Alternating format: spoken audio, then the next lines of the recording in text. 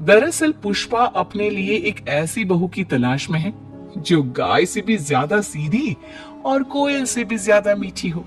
बहुत ढूंढने और जांच परखने के बाद देविका के साथ आखिरकार उसकी तलाश पूरी होती है।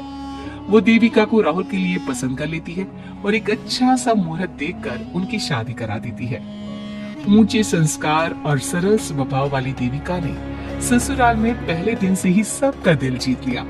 वो रोजाना अपने ससुराल में दिन की शुरुआत पूजा पाठ से करती और सबका अच्छे से ख्याल रखती। एक दिन देविका सबके लिए डाइनिंग टेबल पर प्लेट लगाती है। सभी लोग टेबल के पास आकर बैठ जाते हैं। देविका अपनी दादी सास का भी हाथ पकड़कर उन्हें डाइनिंग टेबल पर बिठाती है और उन्हें खाना परोस ही रही होती है कि पुष्पा उसे रोक लेती है। ठहरो देविका। क्या हुआ मम्मी जी? देविका, तुम इस घर में नहीं हो इसलिए शायद तुम्हें पता नहीं। तुम्हारी दादी सास के लिए अलग थाली है, वो इस थाली में नहीं खाती। देविका मुड़कर विमला की तरफ देखती है और फिर अपनी सास पुष्पा से प्रश्न करती है, लेकिन मम्मी जी रसोई में तो यही प्लेट थी। तुम यही ठहरो, मैं इनके लिए प्लेट लेकर आती हूँ। पुष्पा रसोई में किसी कूड़ेदान की तरफ पड़ी प्लास्टिक की प्लेट लेकर आती है और उसी में विमला के लिए खाना लगाती है।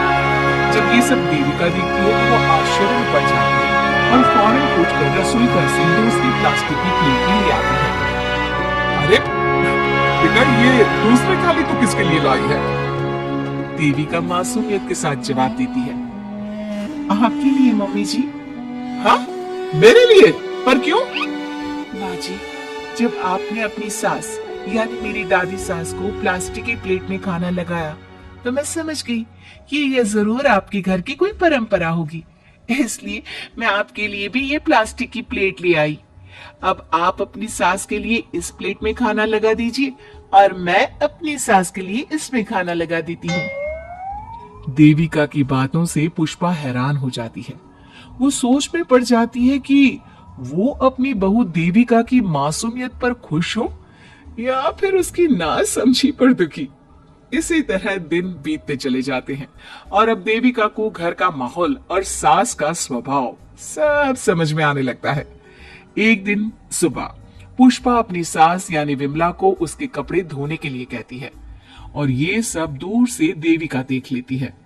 उसके कुछ ही समय बाद देविका आती है और अपनी सास पुष्पा से कहती है, मम्मी जी, मैंने घर का सारा काम कर लिया है, कपड़े, बर्तन, झाड़ू, पोछा सब लगा लिया है। अब मैं आपके पैर दबा देती हूँ। अरे लेकिन बेटा, तूने कपड़े नहीं धोए? मेरे कपड़े तो अंदर कमरे में ज्यों के त्यों पड़े हैं। मैंने आपके कपड़े नहीं धोए मम्मी जी। आप जब दादी से बोल रही थी ना कि आज उन्हें अपने कपड़े खुद धोने होंगे तो मैंने सब सुन लिया था। फिर मुझे लगा आज पूर्णिमा भी है, इसलिए शायद ये आपके घर की कोई रस्म होगी, तो मैंने आपके कपड़े भी नहीं धोए मम्मी जी। देविका की बातें सुनकर पुष्पा अपना सर पकड़ लेती है और मन ही मन कहती है, ये तो जरूरत से कुछ ज्यादा ही सीधी है। अब क्या करूं मैं इसका? इस बुढ़िया ने मुझे परेशान करके रख दिया है। एक तरफ वो जरूरत से ज्यादा सीधी मेरी बहू जो मेरी हर हरकत को इस घर का रिवाज समझ लेती है, और दूसरी तरफ ये बुढ़िया जो रोज अपना बिस्तर गंदा कर देती है। आए बुढ़िया, अब कौन करेगा यह बिस्तर साफ? बाहर से नौकर बुलाने पड़ेंगे क्या? चल जल्दी से अपना बिस्तर साफ कर, गंद मचा कर रखा है। बहू, तू ऐसा क्यों कहती है? मैंने तेरा क्या बिगाड़ा है? मैंने तो कभी तुझसे ऊंची आवाज में बात तक नहीं की, पर तू मुझसे इतनी नफरत क्यों करती है? तभी वहां आलोक, देविका और उसका पति आ जाता है। क्या हुआ पुष्पा, तुम माँ पर ऐसे क्यों चिल्ला रही हो? अरे देखो ना अपनी माँ को, इस बुढ़िया ने अपने बिस्तर का क्या हाल कर रखा है। कितनी बदबू आ रही है इस बिस्तर से, किसी काम की नहीं ये बुढ़िया। आप एक काम क्यों नहीं करते, इस बुढ़िया को वृद्धाश्रम क्यों नहीं छोड़ आते? आलोक ये सुनकर परेशान हो जाता है। वो मन ही मन अपनी माँ से अपनी गलतियों की माफी तो मांगता है, लेकिन जुबान से कुछ नहीं बोलता। बहू, ऐसा मत कर बेटा, तू जैसा बोलेगी मैं ठीक वैसा ही करूंगी। मैं अभी इस बिस्तर को साफ कर देती हूँ, पर प्लीज मुझे इस घर से मत निकाल। यह घर मेरे पति की आखिरी निशानी है। मैं अपनी अंतिम सांस तक इसी घर में रहना चाहती हूँ। माँ जी, दादी सास का बिस्तर मैं साफ कर दूंगी और अब से आपको कोई शिकायत का मौका भी नहीं दूंगी। आप प्लीज दादी को वृद्धाश्रम मत भेजिए। हाँ माँ, दादी को रहने दीजिए ना यहीं पर। उनके बिना ये घर बिल्कुल अच्छा नहीं लगेगा। देखो बेटा, इनका जाना जरूरी है। अब इनकी उम्र हो चुकी है, इसलिए अब इन्हें अपनी बाकी की जिंदगी वहीं बितानी पड़ेगी। इतने में देविका वहां से चली जाती है और कुछ ही मिनट बाद एक बड़ा सा बैग लेकर वहां पहुंच जाती है। देविका के हाथ में बैग देखकर सब अचंभे में पड़ जाते हैं। अरे देविका, तुम ये बैग कहां से लाई? तुम कहीं जा रही हो क्या? माँ जी ने अभी तो बोला थोड़ी देर पहले कि अब उनकी सास बूढ़ी हो चुकी हैं और उनकी असली जगह वृद्धाश्रम में ही है, तो मैं ये दूसरा बैग उनके लिए भी ले आई। वो क्या है ना, उम्र तो अब मम्मी जी की भी हो चुकी है, कल तो जाना ही है।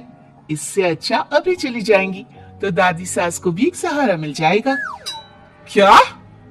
क्यों बहू, तू मुझे वृद्धाश्रम भेजेगी है अपनी सास को? मम्मी जी, अगर आप इस परंपरा का पालन करेंगी तो मुझे भी तो इस परंपरा का पालन करना पड़ेगा ना। मैं बिल्कुल आपकी तरह बनना चाहती हूँ। मेरी माँ कहा करती थी, ससुराल में बिल्कुल अपनी सास के नक्शे कदम पर ही चलना। जैसा वो करें और जैसा वो रहे, ठीक वैसा ही रहना। तभी मैं एक अच्छी बहू बनने में कामयाब हो पाऊंगी ना सासू माँ। देविका की ये बातें सुनकर पुष्पा की आंखों में आंसू आ जाते हैं। देविका की बातों में उसे मासूमियत के साथ साथ आज बहुत सी चीजें सुनाई देती हैं, जो चीख चीख कर बताती है कि वो आज तक कितना गलत करते आई है। बेटा, तूने तो मेरी आंखें खोल दी। अपने ससुर के देहांत के बाद मैंने न जाने अपनी सास पर कितने अत्याचार किए, उन्हें कितना जलील किया, खरी खोटी सुनाई। आज अगर तू नहीं होती तो मुझे कभी अपनी गलतियों का एहसास तक नहीं होता। देर से ही सही आपको अच्छी बुरी का एहसास हुआ, यही बहुत बड़ी बात है। मम्मी जी, तो अब आपके सामान का क्या करना है? अरे जा जाकर इसे मेरे कमरे में रख कर आ जा। अब कोई कहीं नहीं जाएगा, सब यहीं साथ में रहेंगे। बहू, मुझे समझ में नहीं आ रहा मैं तेरा किन शब्दों में धन्यवाद कहूं। जो चीज तूने 2 दिन में पुष्पा को समझा दी, वो मैं बरसों से कहने की हिम्मत तक ना कर सका। पापा जी, जरूरी नहीं कि हर बात कहकर भी बताई जाए। कभी कभी अपनी गलतियों का एहसास कराना भी जरूरी होता है, और मैंने भी मम्मी जी के साथ ठीक वैसा ही किया। उन्हें उनकी गलतियों का एहसास कराया और देखिए आज सब ठीक हो गया। सच में देविका, तुमने आज हम सबको बहुत बड़ी सीख दी है। अब पुष्पा सुधर जाती है और घर की पूरी जिम्मेदारी देविका को सौंप देती है, और अब उनका परिवार एक सुखी और समृद्ध परिवार की तरह रहने लगता है।